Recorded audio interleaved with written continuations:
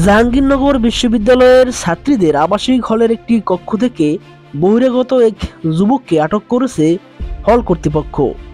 গতকাল শনিবার রাতে 11:30টার দিকে বিশ্ববিদ্যালয়ের নওয়াব ফয়জুন্নেসা হলের এক ছাত্রীর কক্ষ থেকে তাকে আটক করা হয়। আটককৃত যুবকের নাম আশরাফুল ইসলাম পারভেজ ওরফে যাযাবর পারভেজ। তিনি চট্টগ্রামের আগ্রাবাদের ডালমুরিং থানার বাসিন্দা। তিনি 2011 সালে এসএসসি পরীক্ষা দেন বলে জানিয়েছেন।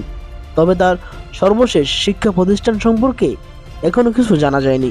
হল কর্তৃপক্ষ ও হলের আবাসিক শিক্ষার্থীদের সঙ্গে কথা বলে জানা যায়, শনিবার আনুমানিক রাত 10টার দিকে নাটক ও নাট্যতন্ত্র বিভাগের প্রথম বর্ষের এক ছাত্রীর সঙ্গে কপালে টিপ দিয়ে প্লাজো পরে ও মুখে ঘোমটা দিয়ে হলে প্রবেশ করেন। এ সময় পোশাক ও হাঁটা দেখে আশেপাশের কয়েকজন ছাত্রীর সন্দেহ হয়। পরে তারা হল সুপারকে সিসিটিভি ফুটেজ চেক করতে বলেন। সিসিটিভি ফুটেজ দেখার পর হল সুপার সহ ওই ছাত্রীর কক্ষে গিয়ে অভিযুক্ত পারভেজকে দেখতে পান অন্য শিক্ষার্থীরা। এরপর পারভেজকে হল প্রভোস্ট ও প্রক্টরিয়াল বডির উপস্থিতিতে পুলিশে দেওয়া হয়।